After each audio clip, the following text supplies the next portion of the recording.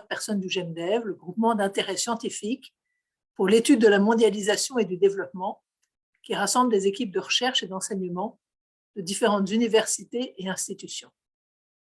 Je m'appelle Marie-Delade Gasquet et je travaille au CIRAD dans l'unité de recherche ARDEV, acteur ressources et territoires dans le développement, qui est membre du GEMDEV. Je vais animer ce séminaire avec Jean-Jacques Gabas, qui est également membre du GEMDEV. Je vais commencer en présentant brièvement nos objectifs et notre intervenant, Louis-Marie Cagdeux, que je remercie d'être avec nous. La confiance entre les scientifiques et les différentes composantes des sociétés se nourrit d'échanges et de partage de lieux. Les scientifiques ont des attentes et des engagements envers la société, et les sociétés ont également des attentes et des engagements envers les scientifiques. Ils varient au cours du temps. En Afrique, la tradition scientifique est récente et la culture scientifique moins répandue qu'en Europe. Les recherches ont d'abord été menées par des scientifiques de pays colonisateurs, bien avant que des universités et des institutions nationales de recherche prennent le relais et travaillent en partenariat avec de nombreuses institutions nationales et internationales. Notre objectif avec cette série de webinaires est d'écouter et d'échanger avec des collègues africains pour qu'ils nous disent ce qu'ils ont observé dans le passé et voient actuellement les relations entre la science et les sociétés dans leur pays, et à leur avis, comment ces relations pourraient évoluer dans l'avenir. Donc aujourd'hui, nous recevons Louis-Marie Cagdeux. Louis-Marie est diplômé de l'Institut des hautes études en administration publique de l'Université de Lausanne et docteur en communication verbale et non verbale de l'Université de Yaoundé. Il est enseignant-chercheur en sciences de langage et de la communication à l'Université de Maroua et également président du Cameroon Forum for Agricultural Advisory Services, le CAMFAS. Louis-Marie participe à un grand nombre de projets d'appui aux services agricoles.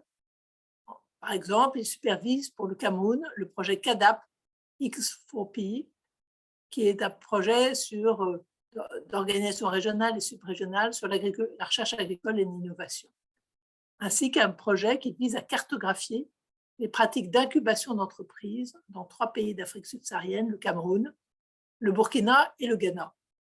Il a plus de 12 ans d'expérience dans le conseil d'entreprise, l'intelligence économique et la prestation de services. Merci beaucoup, Louis-Marie, d'avoir accepté de participer à cette série de webinaires et je vous passe la parole. Merci Marie et surtout merci de cette opportunité que le GEMDEV et le CIRAD m'offrent pour présenter le cas du Cameroun parlant de la confiance entre les scientifiques et la société. Pour le cas du Cameroun, je vais présenter le décalage qui existe entre les deux bords et indiquer surtout quelles sont les difficultés que nous rencontrons au niveau du Cameroun pour créer une adéquation entre les deux bords. Je vais surtout utiliser ma casquette du Forum camerounais des services de conseil agricole CAMFAS, qui est une organisation faîtière regroupant 315 membres venant du monde du développement au Cameroun et notamment du milieu rural. Nous essayons donc d'apporter un appui en milieu rural pour le développement, surtout le développement agricole. Et les éléments que je me propose de présenter aujourd'hui sont donc des faits vécus. Avec vos permissions, je vais partager mon écran pour que cette présentation se fasse à partir des faits vécus. Voilà, j'espère que c'est visible. Parfait. Et donc, comme je le disais, je parle de la dissymétrie entre les résultats de recherche d'une part, les politiques publiques, mais aussi la société. Parlons de la société parce qu'on pourrait voir le secteur public et le secteur privé dans le cadre de cette présentation-ci. Ma motivation, c'est que aujourd'hui, les recherches scientifiques ne sont pas suffisamment prises en compte dans la formulation des politiques publiques. Et ça, c'est d'une part. Et d'autre part, on peut voir aussi que euh, les demandes du secteur privé qui emploie, qui utilise les résultats des recherches ne sont pas aussi suffisamment prises en compte dans la formulation des recherches scientifiques. Et en fait, l'hypothèse de base, c'est que si l'ensemble du savoir disponible était en adéquation avec les besoins, avec les politiques telles que formulées, alors le pays aujourd'hui se porterait mieux. Et donc, quand je m'intéresse à cette problématique-là, c'était pour faire en sorte d'améliorer les choses autour de moi au Cameroun. Je vais principalement utiliser deux questions, de savoir quelles sont les difficultés à mettre en œuvre les résultats des recherches dans notre contexte aujourd'hui et terminer par que faire, c'est-à-dire quelles sont les propositions de solutions, les recommandations que nous pouvons avoir. Et donc, très sommairement, je vais présenter en trois parties. D'abord, quelques éléments du contexte qui permettront de voir ce déphasage-là, ce décalage entre la recherche et puis le monde, puis la société au Cameroun. Ensuite, je vais m'étendre un peu longuement sur les difficultés à implémenter les résultats de recherche et je vais sortir par quelques pistes de solutions et quelques résolutions. Donc, je commence par les éléments de contexte. Nous sommes dans un pays aujourd'hui où l'on importe ce que l'on produit. C'est-à-dire que le Cameroun produit un certain nombre de spéculations. Je vais beaucoup plus utiliser des exemples dans le monde agricole. On produit, mais on importe. Cela peut paraître un peu paradoxal, mais cela illustre très bien ce genre de figure-là, de décalage entre ce qui est fait et ce qui devrait être fait. L'on dispose aujourd'hui dans le pays de toutes les technologies pour produire ce que l'on mange, pour produire les denrées alimentaires, mais le pays continue d'importer ce qu'il mange. Si je regarde les chiffres de l'Institut national de la statistique pour le premier semestre 2021, c'est-à-dire que ce sont vraiment des chiffres, des derniers chiffres à jour, le pays avait déjà importé pour 744 milliards de denrées alimentaires. Le déficit, pardon, de la balance commerciale était déjà de 744 milliards. Il faut dire qu'en 2020, l'année s'est achevée avec un déficit d'environ 1400 milliards. Et donc, nous sommes là dans la même âge. D'ici la fin d'année, du moins avec les chiffres du second semestre 2021, on verra qu'on tournera autour de 1500 milliards puisque les importations vont être un peu plus boostées pour les fêtes de fin d'année. Et, et donc, c'est la même tendance depuis au moins 2018. Pourtant, il y a quelques années, en 2015 simplement, le déficit de la balance commerciale n'était que d'environ 500 milliards. Donc, on est là dans une situation où en moins de 5 ans, ça a triplé, ce qui peut être indicateur de ce qui se passe aujourd'hui. Si l'on prend la facture des importations en 2020, 20% de ces importations-là, c'est des céréales, c'est-à-dire que ces aliments-là qui entrent dans les habitudes alimentaires des populations et encore ces aliments-là qu'on produit localement normalement.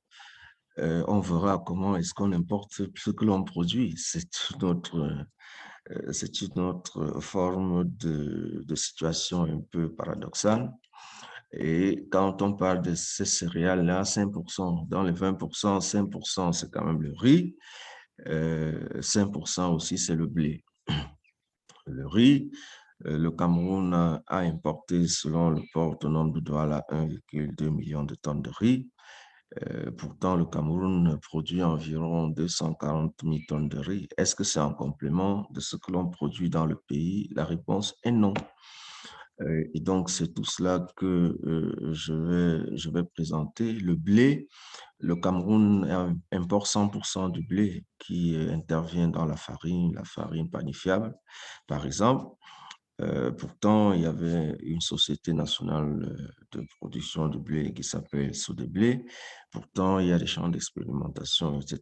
Et donc, voilà un peu, voilà un peu la figure. Et il faut préciser qu'au niveau de l'Institut national de recherche pour le développement IRAD, il existe bel et bien au niveau de la recherche du matériel végétal, du matériel animal pour la production au niveau du pays.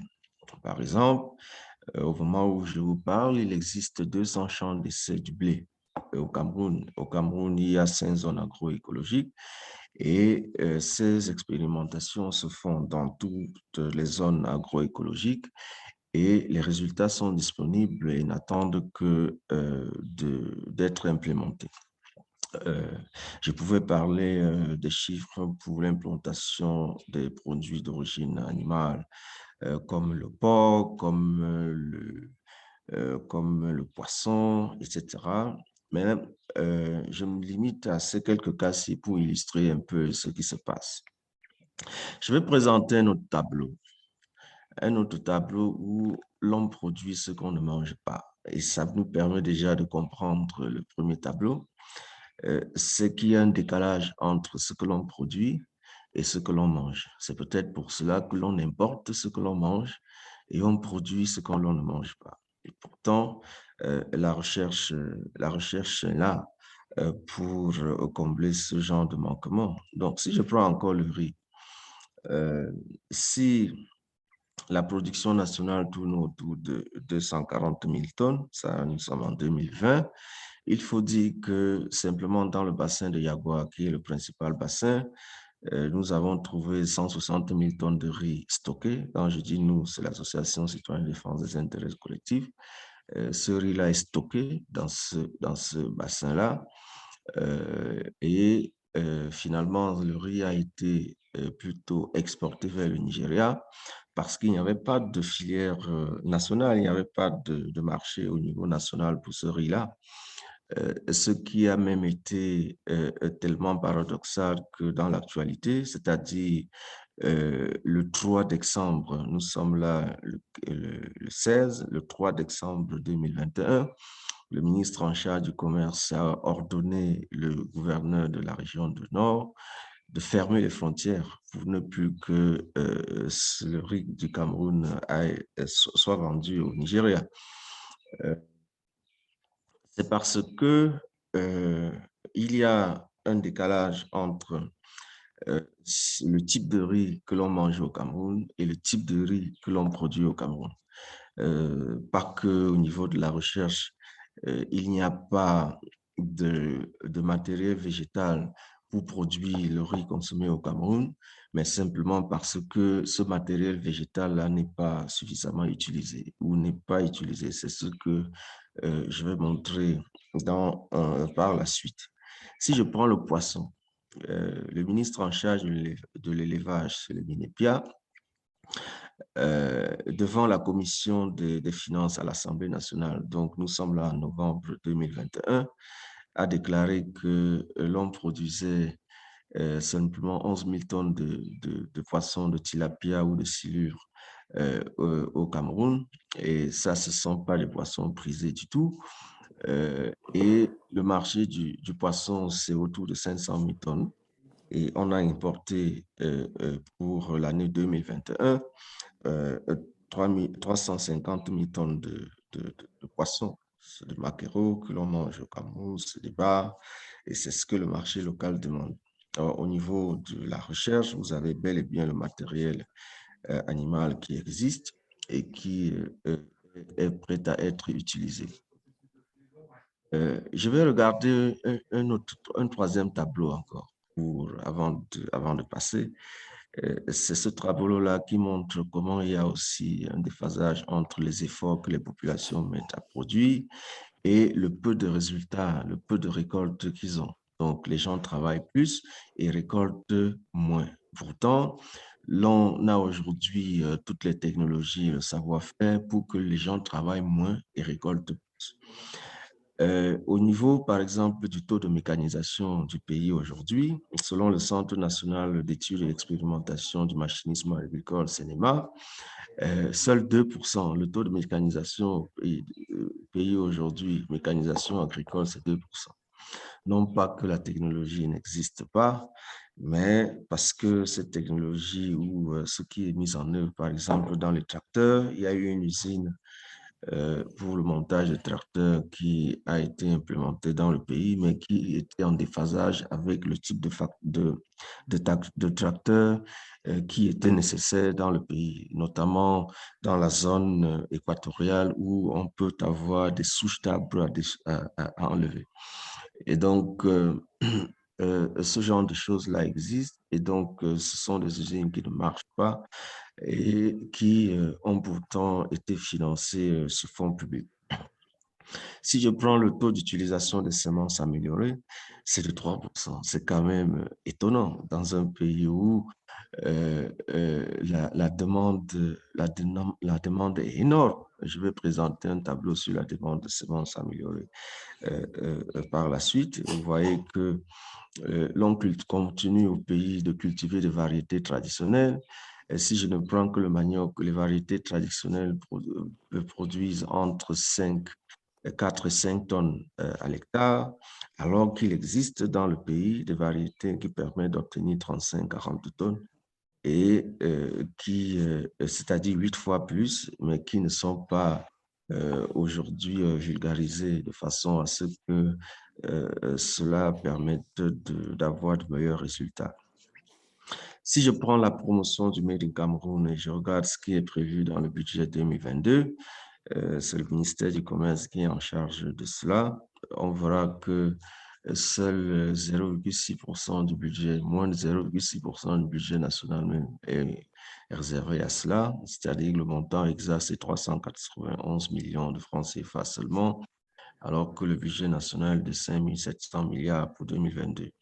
Et donc, il y a aussi là un problème de mise à disposition des moyens nécessaires pour travailler. Au niveau de la recherche et de l'innovation, l'on évalue à 2% le budget de la recherche et de l'innovation, ce qui n'est pas peut-être aussi à la hauteur des ambitions.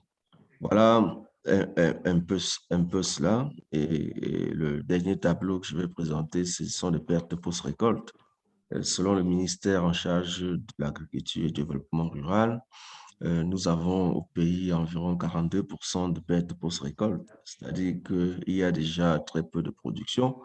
42%, presque la moitié de cette production-là pourrit bord champ, ce qui peut être préoccupant dans un contexte où la recherche existe sur la conservation, où on peut essayer de faire en sorte de capitaliser tout cela. Et donc, après avoir présenté ces trois tableaux-là, on peut se demander qu'est-ce qui ne va pas, qu'est-ce qui fait en sorte que l'on est toujours, qu'il n'y ait pas d'adéquation entre ces recherches-là qui existent. C'est pourtant évident qu'il faut les mettre en œuvre dans le cadre de politiques publiques ou pour les besoins des entreprises, mais ce n'est pas toujours le cas. Le premier problème se trouve au niveau de la vulgarisation ou de la politique nationale de vulgarisation. Comme disait quelqu'un, Julien Chongon, lorsqu'une institution ne communique pas, c'est comme si elle n'existait pas. Et donc, si l'on prend la part de responsabilité des institutions de recherche, ces institutions considèrent que la communication ne fait pas partie de leur mission. Et donc, l'IRAD fait pas mal de choses. Par exemple, si je ne prends que le maïs, il y a 6 variétés de maïs qui sont développées à l'IRAD, qui sont mises à disposition des producteurs, sauf que les producteurs ne les connaissent pas toujours. Je vous ai parlé de 3% du taux d'utilisation des semences améliorées. Pourtant, ces semences-là, ils utilisent. Et lorsque les gens ne savent pas ce que vous faites en matière de communication, c'est comme si vous ne faisiez rien. Si vous regardez même simplement au niveau du site Internet de l'IRAD, vous verrez que ce n'est pas à jour. Il y a des communiqués qui datent de 7 ans, de 10 ans, quelquefois, comme si depuis tout ce temps-là, on ne faisait absolument rien au niveau de la recherche. Le grand public, même les gens qui prennent sur eux l'initiative d'aller vers la recherche, ne trouvent pas toujours ces informations-là parce que ces informations ne sont pas disponibles. L'IRAD, par exemple, produit à son petit niveau, ce sont des champs d'essai. Et donc, les résultats de ces champs d'essai-là sont 300 tonnes de maïs, par exemple, par an. Ça devrait être suffisant pour être multiplié au niveau du pays. Donc, un autre programme devrait exister pour multiplier parce que la demande en maïs au niveau national se trouve autour de 900 millions de tonnes, de 9 millions de tonnes. Et donc, lorsque l'IRAD ne peut produire que 300 tonnes, vous voyez que on est très limité. Et donc, j'ai comme ça présenté simplement dans une région, le centre, il y en a 10 au Cameroun. Si je prends simplement les demandes de semences, vous avez 132 millions pour une seule région, 132 millions de boutures de manioc. Ça, on n'en a pas eu. Vous avez 1400 tonnes de semences de maïs pour une seule région. On a eu ce déficit-là en 2018 et c'est l'Association citoyenne de défense des intérêts collectifs qui s'est exercée à calculer 1357 tonnes de semences d'arachide. Ça, c'était en déficit, 26 millions de plants de bananiers plantains, ce qui est quand même extraordinaire. On a eu pendant la saison, nous sommes en 2018, ces chiffres-là, pendant la saison précédente, la distribution céréalière, par exemple, faite par le ministre en charge de l'agriculture, ce n'était que de 4 000 tonnes par là, pour un besoin évalué à 911 000 tonnes, ce qui, 4 000 tonnes, était vraiment insolite. Et donc, ça, c'est un peu un problème de vulgarisation de ce qui existe, de savoir qui est connu et qui nécessite d'être peut-être revu. Il y a aussi un gros problème, celui du cloisonnement de la recherche. Vous avez 13 ministères qui interviennent. Il y en a une soixantaine au Cameroun. Hein. Vous avez 13 ministères qui interviennent dans les programmes agricoles, et ce, de façon cloisonnée. Si on considère que le pays fonctionne avec, sous le modèle du budget programme, alors chaque ministère a son programme lié à l'agriculture et chaque ministère se fait financer par le ministère des Finances directement, moins le budget voté par l'Assemblée nationale. Et cela crée beaucoup de chevauchements, de cloisonnements et souvent de conflits. Je prends le cas du conflit entre le ministère en charge de la recherche scientifique, MIRESI, et le ministère en charge de, de l'agriculture ou de l'élevage, MINADER ou MINEPIA. Donc, le ministère en charge de la production. Peut-être même au sujet de l'IRAD, au sujet de l'Institut de recherche agronomique pour le développement, qui est plutôt sous la tutelle du MIRESI et donc de la recherche scientifique. Le MIRESI, devant l'Assemblée nationale, propose son programme de recherche et donc obtient son financement. Le MINADER propose son programme et obtient son financement. Le MINEPIA propose son programme et obtient son financement. Sauf que l'IRAD fonctionne uniquement sous le budget du MIRESI. Et donc, le Minader et le Minepia ne contribuent pas au fonctionnement de l'IRAD.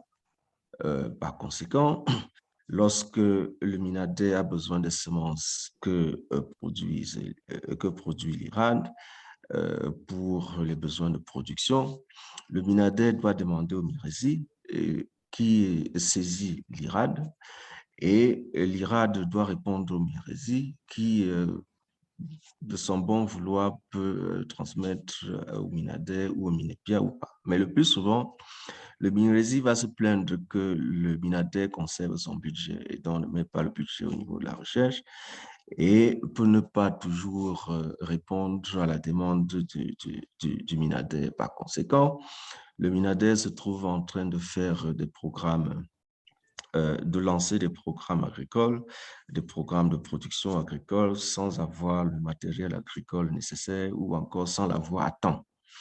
Vous verrez qu'il y a beaucoup de retard. Il y a dans la mise à disposition du matériel végétal au niveau des producteurs. Ça vient souvent après les saisons agricoles, ce qui finalement peut être inutile. Et donc, ce genre de choses-là existe et ce problème de cloisonnement dû au mécanisme de fonctionnement du pays est aussi cause de tout cela. Vous avez dit au départ, c'était les pays colonisateurs qui faisaient la recherche.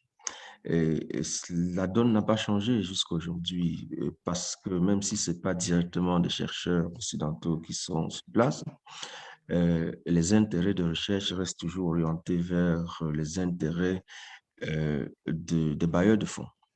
Et donc, le pays étant incapable de financer de façon autonome ces programmes de recherche, le bailleur de fonds dicte les programmes de recherche et donc dicte les intérêts de recherche. Et donc, le plus souvent, même les zones de recherche, les calendriers de recherche, même les spéculations sur lesquelles on doit travailler, les modalités de financement, etc., sont ceux ou celles décidées par les bailleurs de fonds.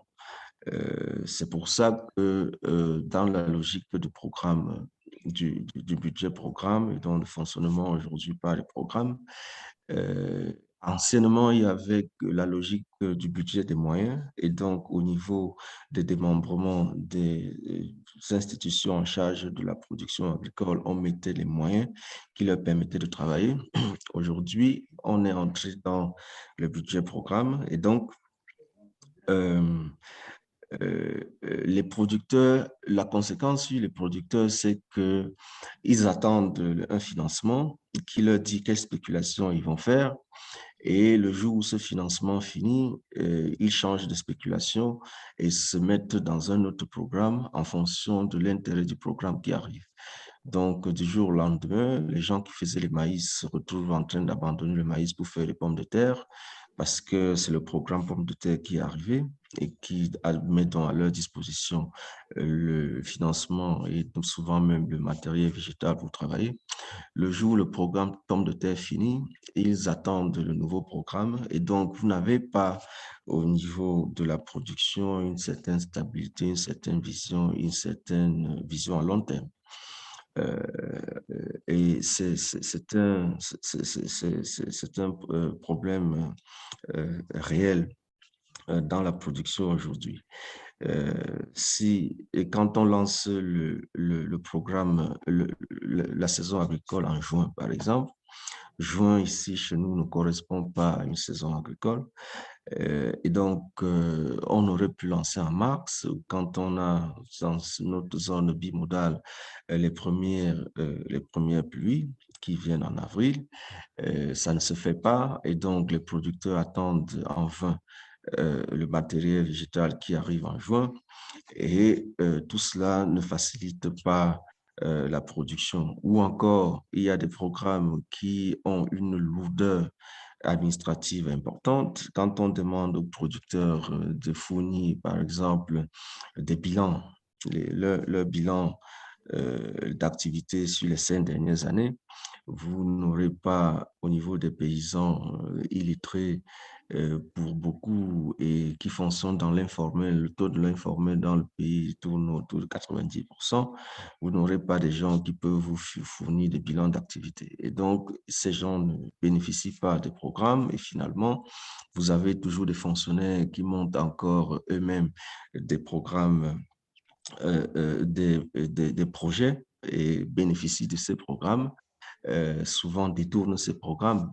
Nous avons montré dans le cadre de l'Association citoyenne de défense des intérêts collectifs dans la filière maïs, par exemple, que 116 GIC, groupements d'intérêts collectifs, avaient été créés par des fonctionnaires et que c'était des GIC fictifs. Et donc, tout le soutien, le financement qu'on a mis à la disposition de la production et de la recherche pour le maïs cette année-là avait été entièrement détournée. Donc, cette recherche-là avait été confirmée par la CONAR, qui est la Commission nationale anti-corruption.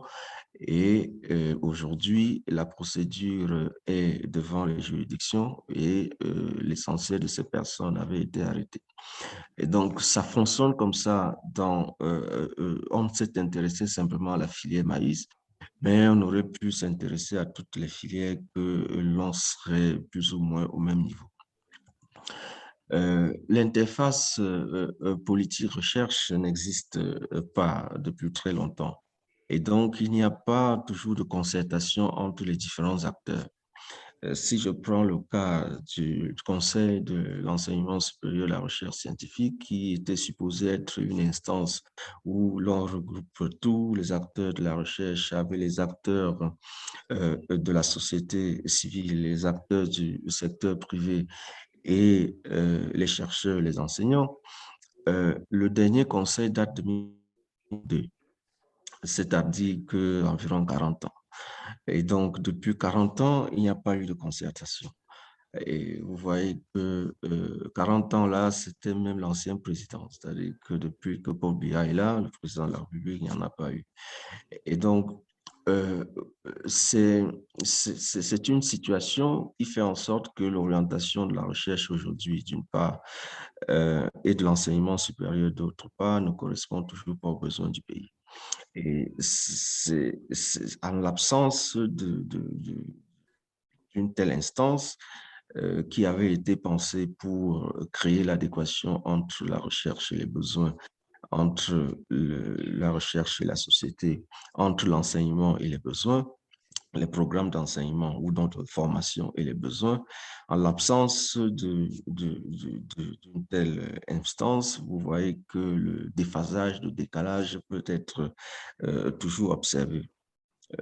Donc, vous avez des entreprises qui se plaignent aujourd'hui de décalage qui existe entre leurs besoins en tant qu'entreprise, en tant qu'industrie, et les produits mis à leur disposition. Quand je parle de produits, ça peut être même le type de recherche, de programme de formation que l'on met en place pour répondre aux besoins spécifiques du secteur privé. Ces produits-là ne sont pas toujours à jour, ce qui fait que certains pans de la formation, comme les programmes de brevet de technicien supérieur qui avaient été présentés comme un programme révolutionnaire, sont aujourd'hui très moins prisés par le monde de l'emploi ou bien le secteur privé. Je vais sortir par la domination de certains lobbies ou bien l'impact que certains lobbies peuvent avoir sur les politiques publiques. Je vais prendre deux lobbies. Le lobby des importateurs, qui est un lobby très riche et qui n'a aucun intérêt à ce que la production nationale soit massive. Si je vous parle des importateurs, si je prends le poisson, c'est un seul individu qui contrôle le marché du poisson au Cameroun. Et c'est quand même plus de 200 milliards de francs CFA. Je ne sais pas ce que ça vous dit, mais si on peut traduire en euros que ce sera toujours une histoire de milliards. Et donc, c'est pour cet individu-là, il a la possibilité de corrompre. d'arroser tous les réseaux de prise de décision pour que cela lui soit favorable. Si on prend le marché du riz, 3 individus contrôlent plus de 70% de ce marché. C'est un marché de 240 milliards de francs CFA. Si on prend le marché du blé, je vous disais que tout est prêt pour 100% du blé est importé au Cameroun. Si je le riz, 97% du riz consommé au Cameroun est importé. C'est le poisson, c'est plus ou moins 90%. Si vous prenez le lait, c'est 90%, etc. Et donc, le blé, c'est 174 milliards pardon, de francs CFA. 11 individus contrôlent ça. Ils sont regroupés au sein du groupement des industries minières du Cameroun. Et c'est un cercle fermé. Et donc, ils s'arrangent à ce que leur marché existe toujours. Et donc, ce sont des lobbies très puissants, ce sont des lobbies très forts. Ce sont des lobbies qui influencent considérablement les politiques publiques. Si je prends le lobby des forestiers, on peut se dire, mais qu'est-ce qui justifie que les paysans ne puissent pas travailler plus d'un demi-hectare par an? Euh, il y a des forestiers qui sont là. Il y a au pays aujourd'hui 114 unités forestières d'aménagement, des gens qui ont en moyenne 50 000 hectares chacun, qui exploitent depuis des décennies. Euh, Ce sont des gens qui s'arrangent à ce que la réforme foncière ne se fasse pas. Le code foncier du Cameroun est caduc. Il date de 1974, c'est-à-dire qu'environ 48 ans aujourd'hui. Ça ne correspond plus aux besoins et aux exigences du pays. Dans l'essentiel des pays, Ouganda, Rwanda, Tanzanie, Kenya, on a réformé le code pour reconnaître la propriété foncière coutumière et faire en sorte qu'il n'y ait plus exclusion des fermiers, des paysans, du système financier, de la sécurité sociale, de l'assurance agricole, etc. Et donc, si depuis 40 ans, ce sont les mêmes personnes qui se débrouillaient à produire de façon archaïque, mécanique au Cameroun qui continuent de travailler aujourd'hui, c'est aussi parce que les jeunes ne s'y intéressent pas, et parce que les jeunes ont besoin de la sécurité, et de la sécurité de l'emploi et le contexte informel du pays fait en sorte que ça ne marche pas. Et tout ceci n'est pas qu'on ne connaît pas ce qu'il faut faire, mais c'est parce qu'il y a des lobbies qui sont très puissants et qui n'ont pas intérêt à ce que ça marche. À ces lobbies-là, on peut mettre aussi des intérêts inavoués. Par exemple, depuis les années 70, les politiques n'ont pas intérêt à ce que la recherche soit appliquée. Et donc, on fait en sorte que la recherche soit fondamentale. C'est pour ça aussi que beaucoup de résultats de recherche restent dans les tiroirs, parce que ce sont des recherches qui sont volontairement faites pour être en décalage avec les besoins. Ce sont des recherches qui sont orientées pour que cela reste fondamental et donc que cela ne mette pas en déroute certains intérêts politiques. La recherche appliquée n'est pas très répandue chez nous. Et par exemple, ils avaient fermé l'Institut des sciences humaines parce qu'ils estimaient que l'Institut des sciences humaines les dérangeait. Et ce sont des choses qui n'existent plus aujourd'hui et des choses qu'on a pu réactiver jusqu'à aujourd'hui.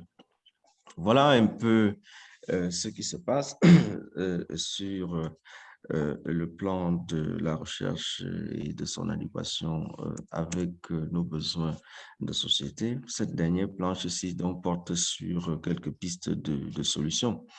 Cela passe pardon, par le renforcement de la vulgarisation des recherches et de l'innovation et il est nécessaire que l'on relance un programme de vulgarisation qui a existé, dont on n'a pas perpétué.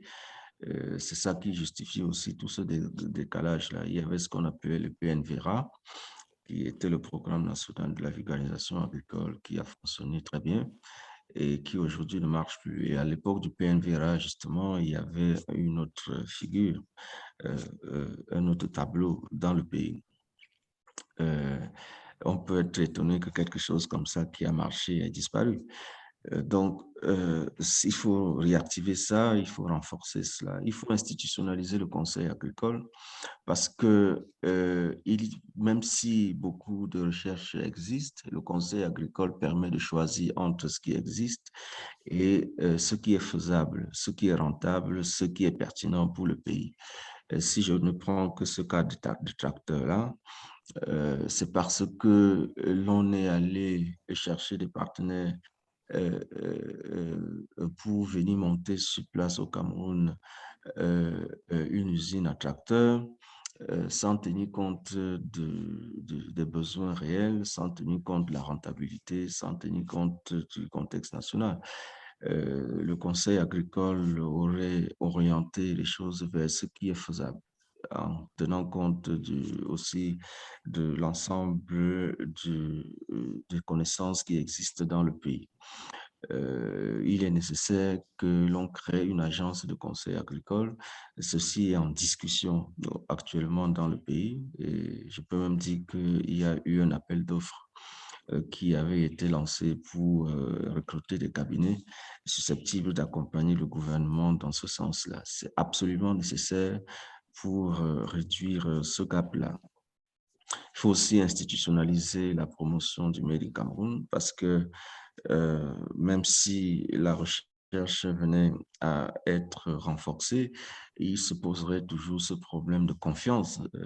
Nous sommes là en plein dans le thème, la confiance entre la recherche et la société. Et pour que cette confiance-là soit renforcée, il faudrait qu'il y ait une espèce d'agence de promotion l'agence de promotion de la recherche du Made in Cameroun pour que les Camerounais soient résolument tournés vers ce que l'on fait localement sans être comme aujourd'hui emprunt à adopter plus facilement ce qui vient d'ailleurs.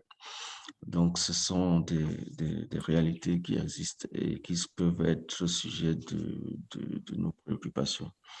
L'interface permanente entre la recherche et puis la recherche, le politique, le secteur privé. Ce conseil national-là qui existait doit être réactivé ou tout au moins créé comme ça peut être le cas, un forum national qui se réunit chaque année et qui essaye de mettre ensemble tous ces acteurs-là. Il a existé le Cameroun Business Forum qui ne se tiendra pas cette année parce que le secteur privé a claqué la porte, mais on n'invitait pas la recherche. Et donc, on mettait simplement autour de la table le secteur public et le secteur privé. Ce secteur public-là, c'était le ministère en charge des Finances et puis les entreprises. Et on ne mettait pas autour de la table la recherche. Je crois qu'il faut corriger cela et faire en sorte que la recherche soit à table parce que même si l'on veut aujourd'hui promouvoir le Made in Cameroun, il se pose un problème de conservation, il se pose un problème, par exemple, de date de péremption. Quand vous avez des produits faits localement dans le cadre de l'industrialisation, il faut encore résoudre ce problème-là. Ça périme quand, comment, etc. Et enfin, moi, je pense qu'il faut décloisonner la recherche. Aujourd'hui, il y a un cloison entre l'université, qui dépend du ministère en charge de l'enseignement supérieur, entre les instituts de recherche qui dépendent du ministère en charge de la recherche scientifique, entre les programmes nationaux qui dépendent des ministères sectoriels. Et donc, vous avez des activités de recherche dans tous ces secteurs-là. Ces activités-là ne se rencontrent pas et ces activités-là, en fait, ne communiquent pas. Et donc, finalement, l'on exploite très peu le potentiel du pays et cela peut être aussi un problème qui justifie ce décalage, ce déphasage que j'ai présenté. Voilà donc ce que j'avais prévu pour vous présenter et discuter avec vous aujourd'hui. J'espère que cela répond à vos attentes et que finalement, par la suite, nous pourrons avoir d'excellents échanges. Je vous remercie.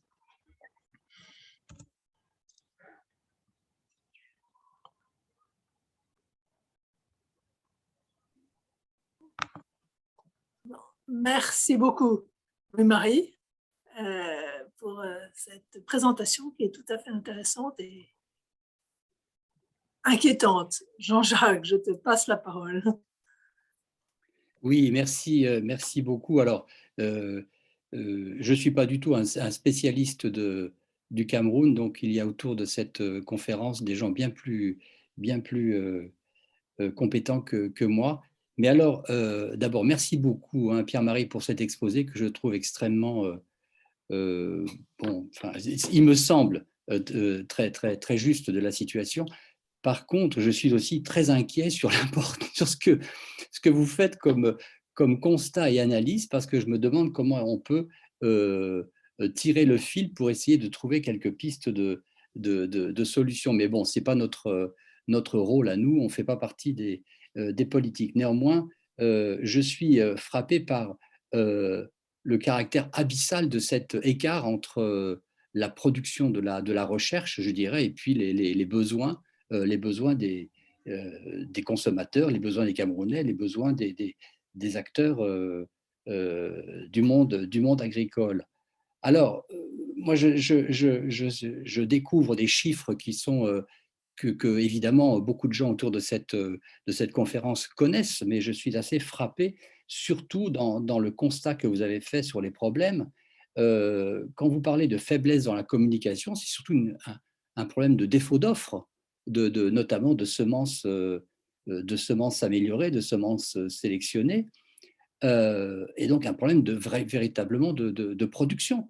Alors, après, dans votre exposé, vous listez toute une série de causes liées au comportement de l'État camerounais, au comportement des bailleurs de fonds, au comportement des lobbies, etc., pour bloquer véritablement un processus quelconque d'amélioration de la production agricole et de l'utilisation notamment de semences sélectionnées. Mais moi, je voudrais savoir, vous, qu'est-ce qui est, au-delà des pistes que vous avez présentées, est-ce que c'est un problème qui est, en l'état actuel des choses, vu la complexité des forces convergentes vers cette absence d'amélioration de la productivité et des rendements, par où faut-il prendre le problème en termes de hiérarchie des, des, des solutions, quoi? Parce que je suis assez estomaqué de l'importance de ces facteurs que vous analysez. Je ne les remets pas en question du tout, hein, c'est pas ça, hein, c'est simplement parce que c'est ces contraintes sont absolument gigantesques. Enfin, j'ai l'impression que depuis des décennies, on n'a pas fait un poil de progrès là-dessus. Moi, j'avais une petite question qui me taraude un petit peu plus, c'est concernant le comportement des bailleurs de fonds. Vous dites qu'ils interviennent souvent en fonction de leurs intérêts. OK. Moi, je voudrais que vous me disiez a priori lesquels. Alors, je ne suis pas là pour défendre n'importe quel bailleur de fonds, ça m'est complètement égal, hein, que ce soit l'Agence française ou la Banque mondiale, peu importe, ce n'est pas ça la question. C'est de savoir comment est-ce qu'il est encore possible de ne pas faire jouer toutes ces logiques de l'alignement sur les politiques nationales, de ne pas finalement jouer le jeu de l'adéquation de programmes de financement de projets d'investissement, de jouer de l'adéquation face aux besoins énormes du pays. Alors, je comprends bien que ça se fait dans le cadre de négociations très précises entre les ministères, les bailleurs de fonds, etc. Mais là, je trouve que le décalage est absolument gigantesque et surtout, ce non-alignement se poursuit. Voilà, comme si, comme vous dites, chaque année, alors, ou chaque 4 ans, 5 ans, on change de priorité, on change de mode de financement, et puis on ne répond toujours pas aux besoins essentiels pour améliorer la productivité agricole.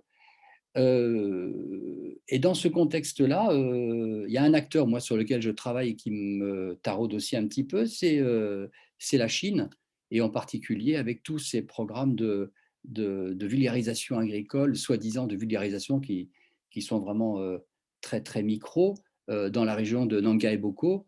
Est-ce que ça irrigue maintenant d'une manière ou d'une autre le monde agricole, ou est-ce que ça reste exactement comme les autres bailleurs de fonds avec des programmes qui restent au niveau de la vulgarisation très locale, en station, sans pouvoir avoir d'effet sur les acteurs, sur les agriculteurs eux-mêmes. Voilà.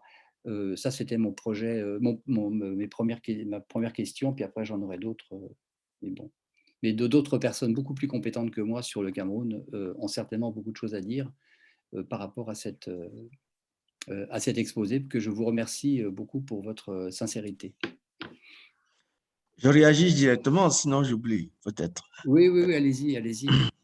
Oui, je commence par la fin pour être très, très concret. Nous prenons la Chine. Il existe au Cameroun aujourd'hui un problème d'accaparement des fonds, des terres. Ce n'est pas que au Cameroun, dans beaucoup de pays africains aujourd'hui, il y a ce problème d'accaparement des terres.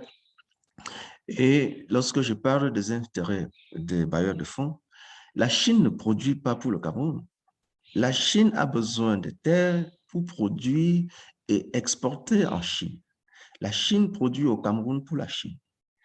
C'est ça l'intérêt de la Chine. Et donc, vous n'allez pas changer une seule virgule sur le programme de production de la Chine parce que c'est l'intérêt de la Chine. Et ils ont besoin de terres à l'étranger pour produire en vue de combler leurs besoins en Chine. Et donc, ce que vous indiquez à Nanga et Boko, ça existe. Mais un seul kilo n'est pas vendu au Cameroun. Ça repart en Chine. Entièrement en Chine. Et donc, le Cameroun, ce territoire-là, Nanga et Boko, c'est la Chine. C'est comme ça qu'il faut comprendre ça. Je parle de la Chine. Ensuite, vous pouvez voir toutes ces autres puissances qui ont intérêt à produire pour leurs besoins. Ça, c'est la première chose. Ensuite, transfert de technologie. Beaucoup de choses restent bloquées à ce niveau-là. Quand je parle de matériel végétal développé par l'IRAD, ce matériel végétal est en concurrence avec le matériel végétal développé ailleurs. Et vous devez comprendre aussi pourquoi le matériel de l'IRAD n'est pas toujours utilisé. Lorsque l'on reçoit au Cameroun, par exemple, le don de riz, c'est le riz américain. C'est pas parce que l'on ne pouvait pas utiliser le riz camerounais ou le riz thaïlandais ou le riz fou, mais c'est le riz américain. Et donc, nous avons au niveau de l'Association citoyenne de défense des intérêts collectifs une image toujours frappante où quand même trois ministres se sont mobilisés pour accueillir quelques sacs de riz américains. C'est de ça qu'il est question. Et nous avons poussé un peu plus la recherche. Il s'agit même du riz génétiquement modifié. Et donc, lorsque vous avez, comme au niveau de la Sodecoton, qui est la Société nationale du coton, une autre forme de recherche qui se développe sur le coton génétiquement modifié, soit le gouvernement camerounais prend ça, soit il laisse, quoi. Donc, des gens sont là pour financer ça. Ils ne sont pas là pour financer une culture organique qui serait développée au niveau local pour répondre aux besoins au niveau local. Je ne prends que ces exemples-là pour illustrer ces faits. Et donc, je vous parle du choix de spéculation. Je vais encore peut-être prendre le sorgho.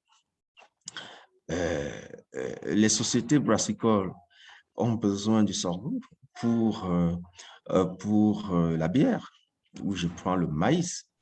Une société fermière, la société fermière du Cameroun, qui est une filiale de la Société de brasserie du Cameroun et donc du groupe Castel, par exemple, a besoin du maïs. Ils ont besoin de 40 000 tonnes de maïs par an. Et donc, c'est le maïs qui les intéresse. Et vous allez peut-être leur dire qu'il y a un autre besoin dans le pays. Ce n'est pas ça qui les intéresse, le maïs. Et clairement, ils ont besoin de 18 000 paysans, ils ont dit. 18 000 paysans pour faire le maïs. Et donc, c'est un peu ça, la situation. Et ça, nous sommes dans l'actualité. On vient d'inaugurer 15 ministres et le Premier ministre sont allés inaugurer ça. Et donc, c'est ce qui va se passer dès l'année prochaine. Voilà des exemples concrets qui font en sorte que vous pouvez trouver ce décalage-là. Et donc, le jour où ce marché n'existera plus, ces paysans vont changer de camp. Ils vont se retrouver dans un autre marché qui va être pour eux peut-être un peu plus porteur, ou encore où ils auront un peu plus de facilité pour travailler. Et or, si nous étions dans un contexte où le gouvernement, avec son autonomie de financement, peut-être que l'impulsion serait tout autre en fonction des besoins qui existent, en fonction de la vision à long terme et en fonction même du type d'agriculture qu'il faut promouvoir. Nous parlons depuis là d'agriculture conventionnelle dans un pays où beaucoup de recherches et de savoir existent aujourd'hui pour promouvoir autre chose, une agriculture plus écologique, une agriculture biologique.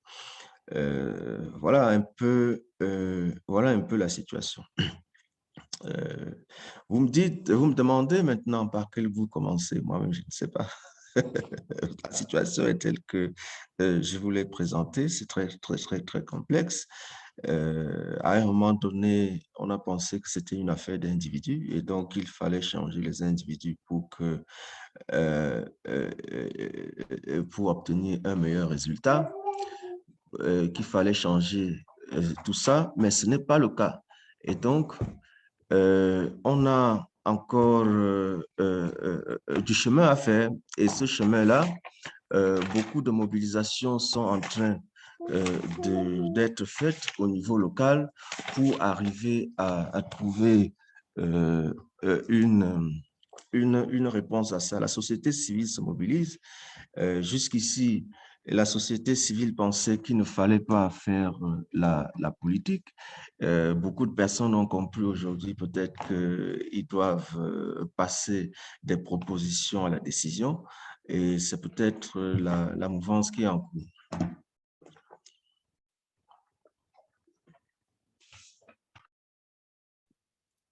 Merci beaucoup pour ces éléments de réponse qui sont pas toujours très encourageants, mais très réalistes. Qui souhaite commenter, prendre... Je vais bien.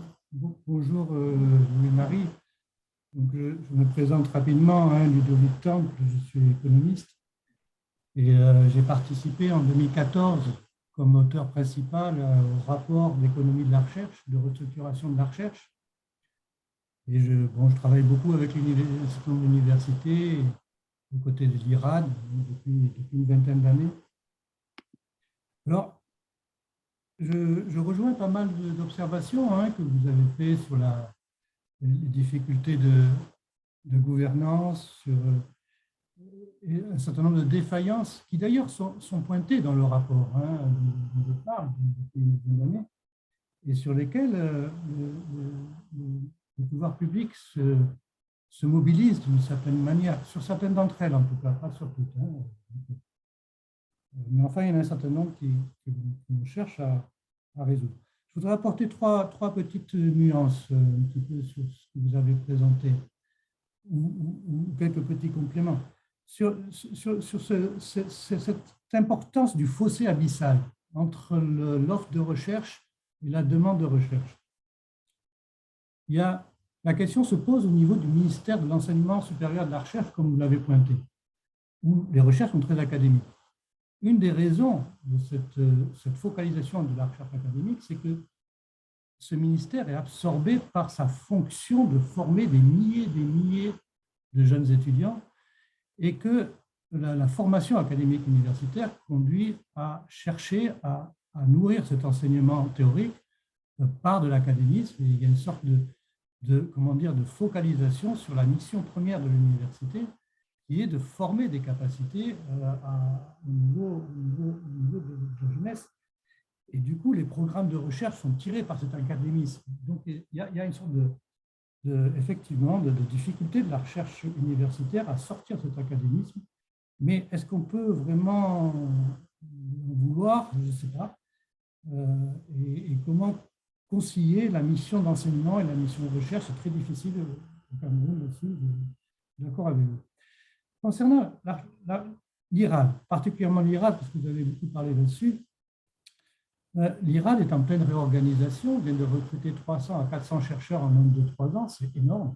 C'est un des rares pays d'Afrique qui a autant investi dans sa recherche agronomique depuis pas longtemps. Alors bien sûr, on ne voit pas encore les conséquences de cette très grande réorganisation, à la fois réinvestissement massif sur les ressources humaines et puis réorganisation aussi fonctionnelle, puisqu'ils ont réorganisé tout leur système dans le prolongement du rapport précédent d'ailleurs en partie. Et donc, ils essaient de traiter un certain nombre de questions que vous avez posées, ces questions de vouloir renforcer l'efficacité dans les transferts technologiques, ces questions de s'améliorer sur l'information. Et effectivement, sans doute, on ne voit pas encore peut-être les résultats de cette réorientation qu'il est dit. Mais on peut penser que les choses vont dans un changement de direction à ce niveau-là, et il faut souhaiter que ça le soit et que cela soit efficace. Après, je suis d'accord avec vous sur un certain nombre de défaillances, que vous avez pointées, mais ça m'amène à une troisième nuance par rapport à ce décalage entre l'offre de semences et la demande de semences. Il y a deux problèmes. Il y a l'adéquation des nouvelles variétés que crée la recherche agronomique aux besoins des populations. Et les variétés de manioc qui font 4 à 5 tonnes hectare, c'est parce que ces variétés sont sélectionnées pour optimiser des systèmes de culture associés qui maximisent un rendement de plusieurs cultures ensemble. Et donc, si on évalue le rendement avec ces cultures, on a un rendement de biomasse alimentaire qui est assez élevé, qui peut atteindre les 30 à 40 tonnes dont vous avez parlé lorsqu'on parle que de manioc produit avec une variété qui a été sélectionnée dans des conditions de production utilisant beaucoup de pesticides et beaucoup d'engrais. Donc, ces différentiels de rendement entre des variétés locales à faible rendement et à très haut rendement avec beaucoup d'engrais et de pesticides, il faut se rendre compte que tous les agriculteurs n'ont pas accès à tous ces pesticides et à tous ces engrais. Et donc, ce décalage, il n'est pas aussi simple que ça à gérer. C'est pas la réalisation de ce potentiel, voilà, il dépend aussi de quel type d'agriculture on veut. Surtout quand on sait que 90% des pesticides qui sont utilisés au Cameroun sont importés de Chine, et donc une grande partie posent problème. Voilà. Donc au-delà du différentiel du potentiel de rendement, ça pose une question de quel type d'agriculture on veut pour le Cameroun. Et c'est sans doute, ça se jouera sans doute au milieu entre ces variétés et puis les variétés plus locales. Et puis, il y a le deuxième problème que vous avez pointé avec justesse, qui est la quantité de semences. Et là, moi, j'ai envie de dire, est-ce que c'est la mission de la recherche agronomique de l'IRAD de se positionner comme institut technique de producteurs de semences pour remplir cette fonction-là? Moi, j'espère que les 300 chercheurs qui viennent d'être recrutés vont faire la recherche sur l'innovation, mais est-ce que c'est leur mandat de faire de la production? Et c'est là que c'est peut-être le rôle du secteur de l'entreprise, de l'entrepreneuriat, du secteur semencier qui doit se structurer autour des petites et moyennes entreprises, que ce soit sur plantain, sur riz, et donc peut-être que les investissements privés peuvent prendre le relais sur la multiplication, sur la production de semences. C'est une question qui se pose. Voilà.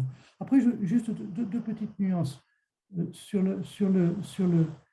le riz, depuis les années 90, il y a ces réexportations de riz sur le Nigeria, c'est la thèse de Bengola Oyep, et donc c'est assez connu qu'il y a cette organisation de la SEMRI qui est un peu régionale et qui est un peu polarisée par ces flux souvent d'ailleurs c'est des stocks de sécurité qui a été créé par l'État pour régulariser le marché du riz, et dont la qualité se dégrade un petit peu sur la fin, et donc on va les écouler un peu sur le Nigeria à des prix plus bas. Sur le blé, attention, pour être productif sur le blé, il faut des infrastructures mécanisées que n'a pas encore le Cameroun. Est-ce que sur les céréales, le Cameroun il n'a pas plus d'enjeux sur les céréales locales comme le sorgho, comme vous l'avez pointé, ou les milles, que sur le blé? Par contre, là où je vous rejoins tout à fait, c'est ce déficit sur l'élevage. La production la trajectoire de consommation de viande au Cameroun est extrêmement croissante et c'est là que probablement dans le futur on a des besoins d'intégration sectorielle. Bon, je vais m'arrêter là. Mais par contre, alors votre exposé était très intéressant, mais j'ai envie de vous poser une question. Comme vous êtes président de la CAMFAS, qui est j'espère que je prononce bien le nom de l'institution, hein, et qui est une structure qui coordonne un certain nombre d'activités, de services dans la vulgarisation. Et je suis d'accord avec vous qu'on a besoin d'améliorer ce secteur de la vulgarisation. Est-ce que vous pouvez nous dire un peu plus quelle est la structure de cette organisation dont vous êtes président et quelle est sa fonctionnalité et comment elle agit pour résoudre les différents problèmes que vous nous avez présentés?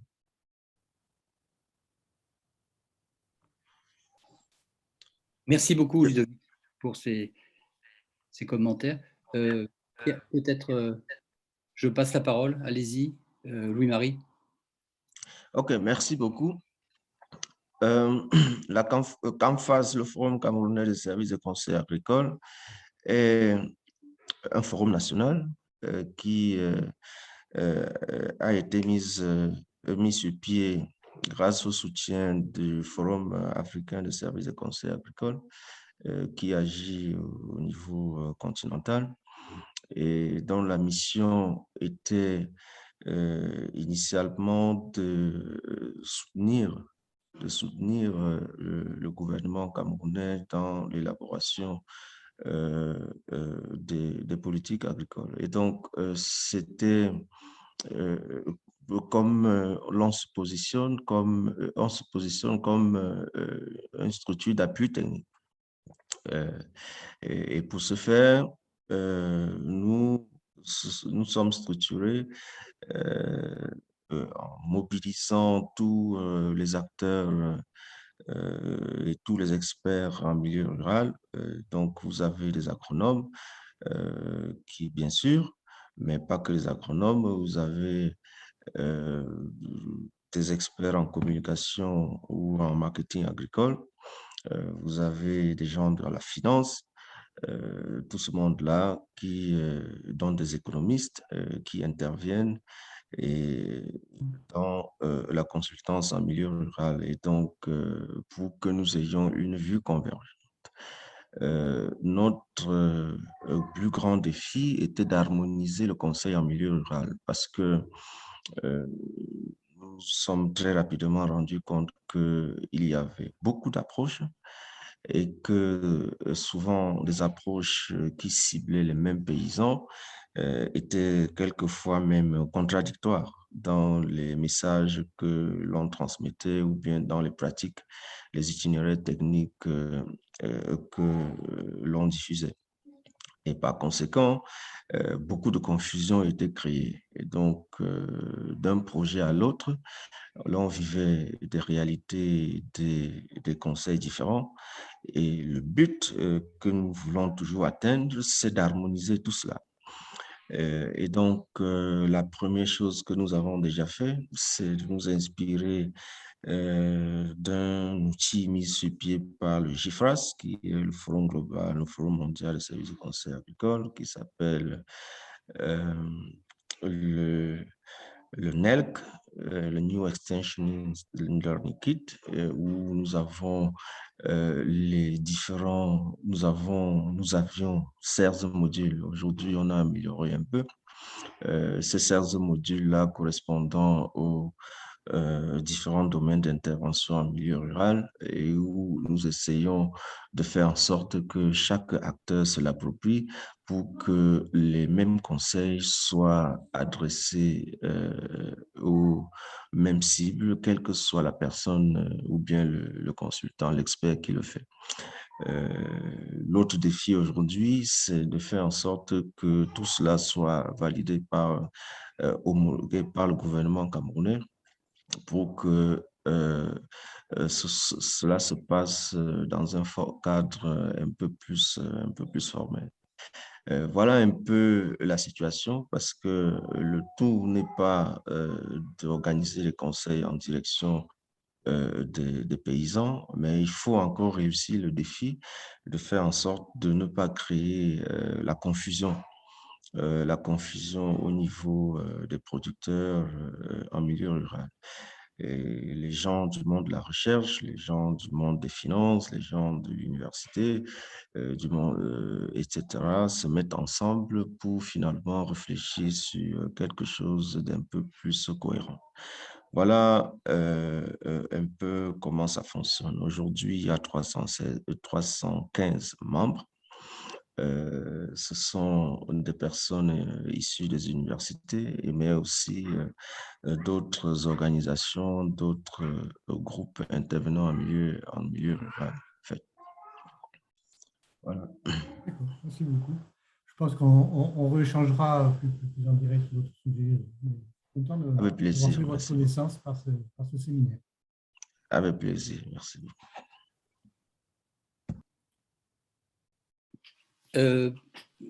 Oui, Marie. Je remets, voilà. Voilà, j'ai remis le son. Il n'y a pas d'autres questions. Mais moi, j'ai une question. Là, vous venez de dire, il y a beaucoup d'approches, parfois contradictoires, ça je veux bien, je le crois facilement.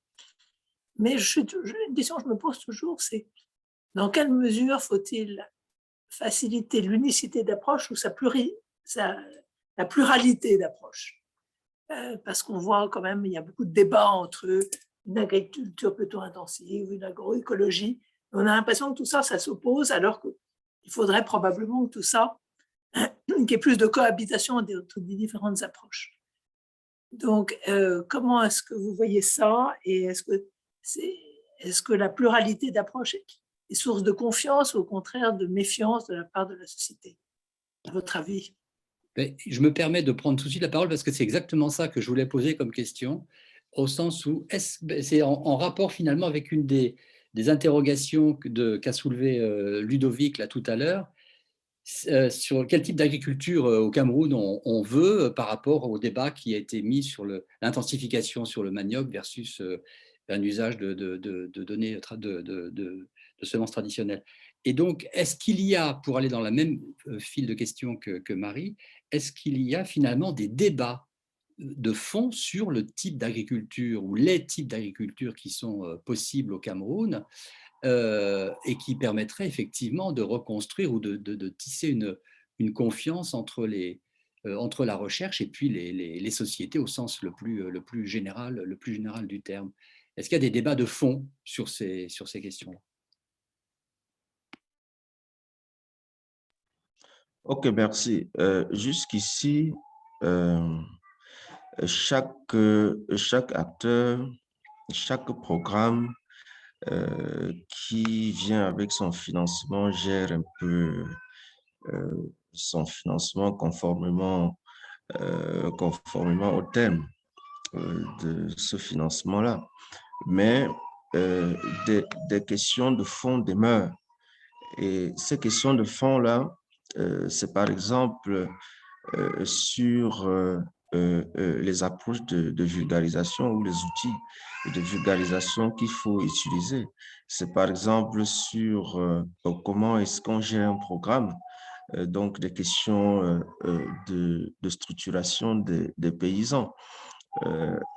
Aujourd'hui, si tout le monde est d'accord qu'il faut structurer des paysans à la base, comment ça se passe? Il y avait effectivement plusieurs démarches, et des démarches qui pouvaient même se contredire, des questions d'éthique ou bien d'éthique professionnelle dans le fonctionnement des organisations paysannes, des questions, par exemple, liées à la mobilisation, des questions liées à la conservation, à la nutrition.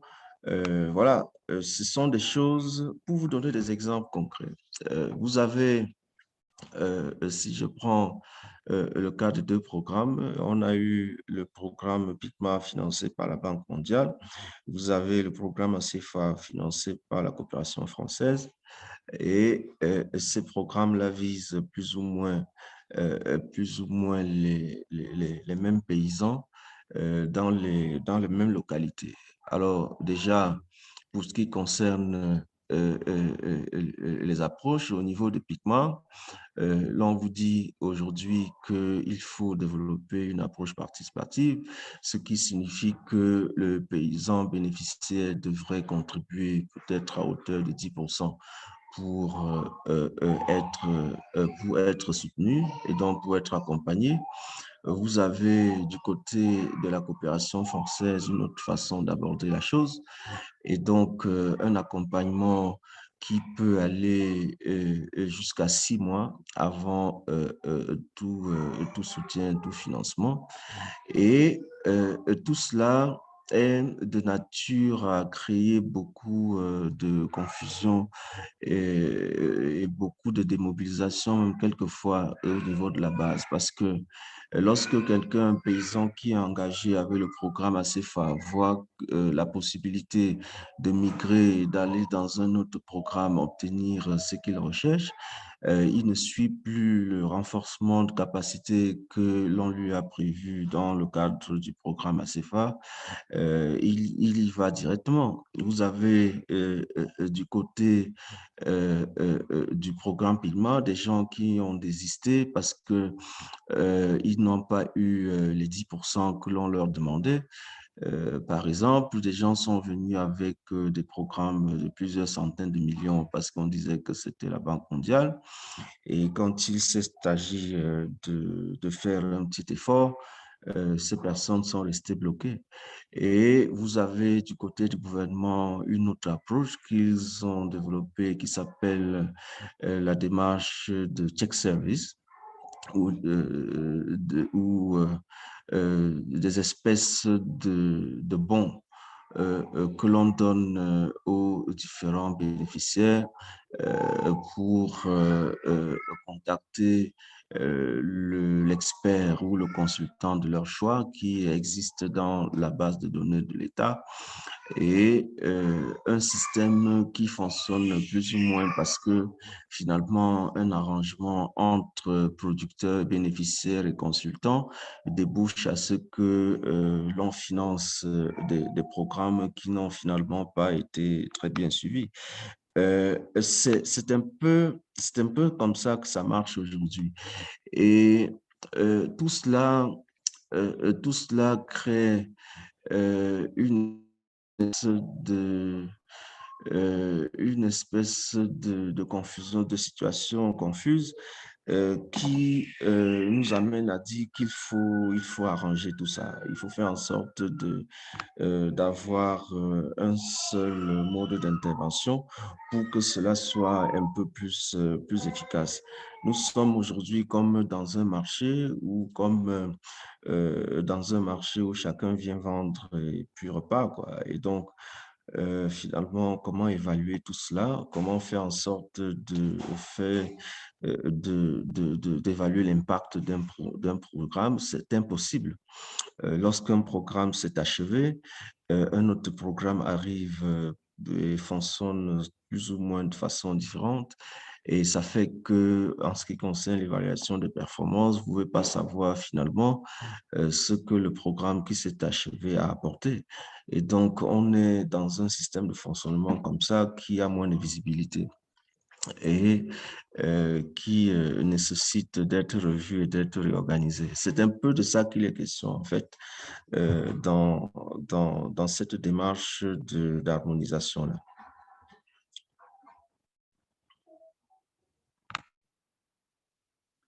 Continuons le tour de table, là.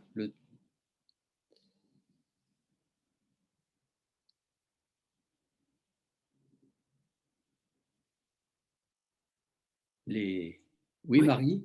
Oui, vous avez travaillé en Côte d'Ivoire, notamment. Est-ce que vous avez remarqué la même chose en Côte d'Ivoire ou est-ce que cette situation est vraiment spécifique au Cameroun?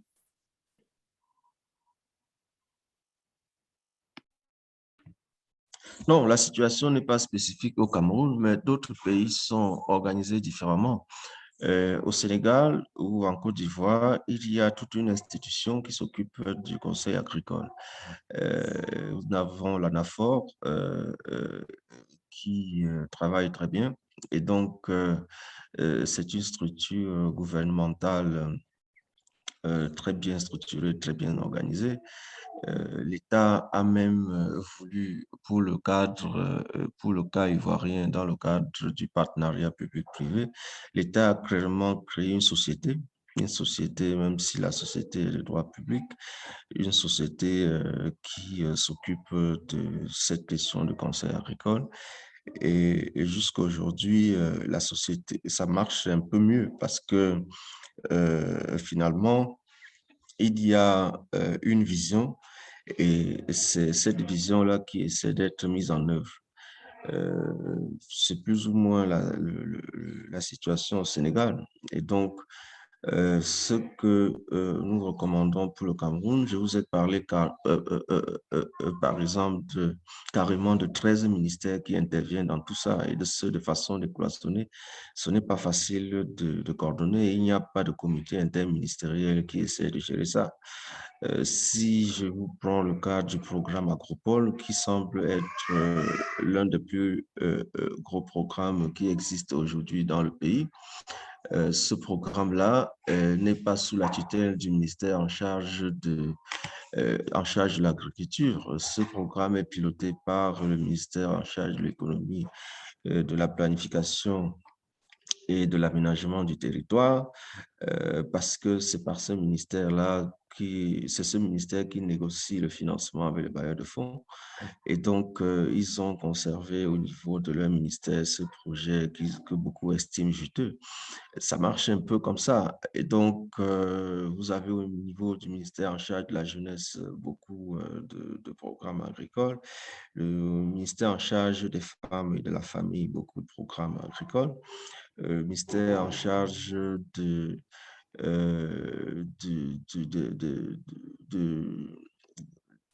PME et PMI, vous avez beaucoup de programmes agricoles et chaque ministre gère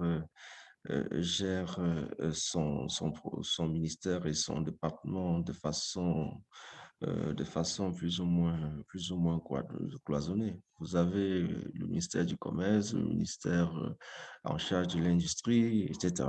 Donc, c'est tout ça qui manque de visibilité. En Côte d'Ivoire, vous avez une agence, vous avez une direction, vous avez une entreprise publique qui s'occupe de ça. Et c'est beaucoup plus facile à cerner. Merci.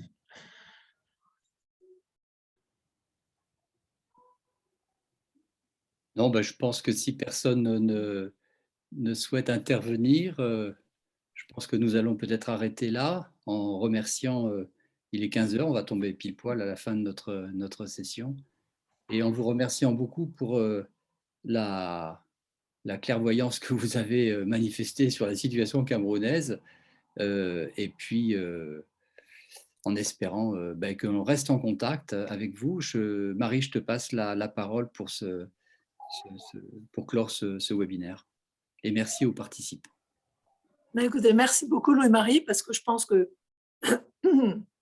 ce sont des choses qu'on entend, mais c'est toujours important de l'entendre vraiment clairement dit. Vous le dites avec beaucoup de sincérité et de force, et je pense que c'est vraiment utile. Et merci à tous ceux qui ont participé. Donc, on va organiser un 4e webinaire. Je n'ai pas encore la date, mais en tout cas, l'aventure continue. Et puis, on espère un jour aussi arriver à la formaliser dans un livre. Et donc, on vous ressollicitera pour partager ces témoignages qui sont très importants et nous apprennent tous beaucoup. Merci et donc à très bientôt. Et puis, bonne fin d'année à tous. Merci, au revoir. Merci beaucoup. Au revoir. Au revoir.